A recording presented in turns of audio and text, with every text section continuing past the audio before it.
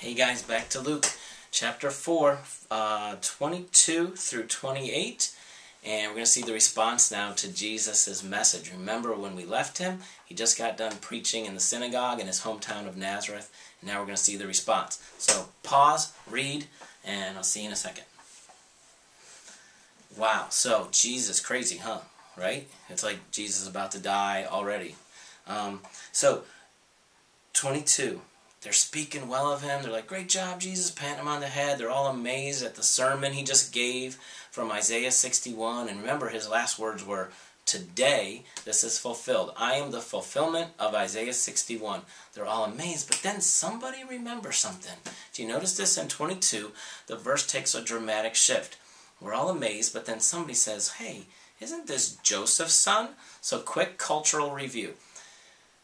Where dad is, Joseph, carpenter, that's how high you go.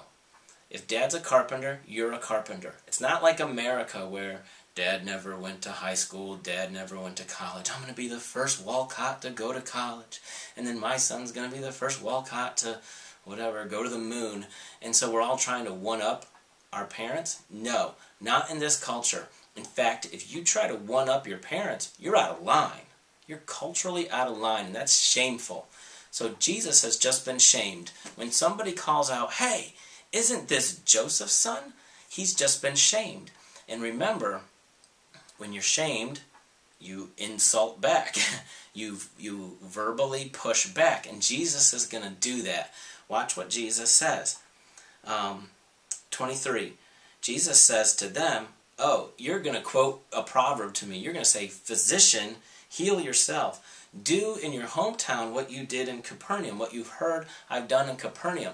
So Jesus has obviously already been to Capernaum.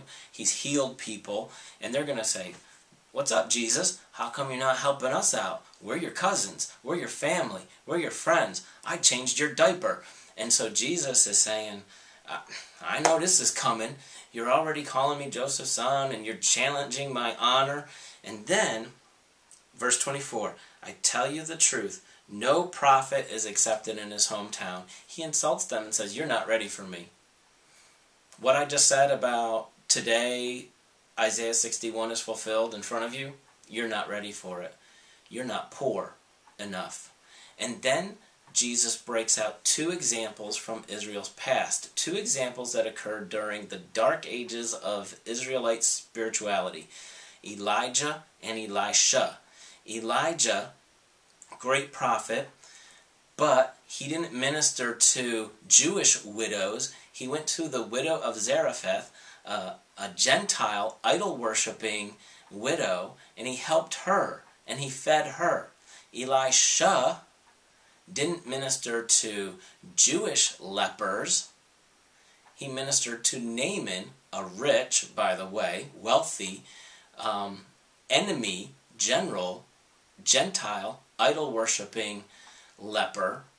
And so in both cases, Elijah and Elisha didn't help the Jews, because the Jews wouldn't hear it, and instead they helped Gentiles. And so Jesus is saying, look, I'm like Elijah and Elisha. I can't help you people. You're not poor enough. You don't see your own need. And so the people respond, verse 28, they're furious, with rage. They grab Jesus, they drive him out of town, they're going to throw him off a cliff. They have him right where Satan wanted him. Satan wanted to throw him off the temple, and now the people, acting as Satan, have him at the top of a cliff. They're going to throw him off the cliff and kill him. And Jesus just stops, turns around, looks at him, and walks away. It's so cool. I love Jesus. I love his style. So he just walks right through the middle of the crowd and goes on his way. He escapes. This is so foreshadowing of the cross. Jesus is going to be on the threshold of destruction, but he'll just walk away. He'll escape it.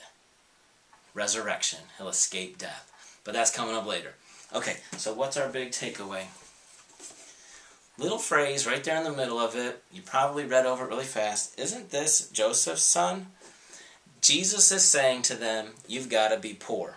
You're not poor enough. You're not spiritually poor.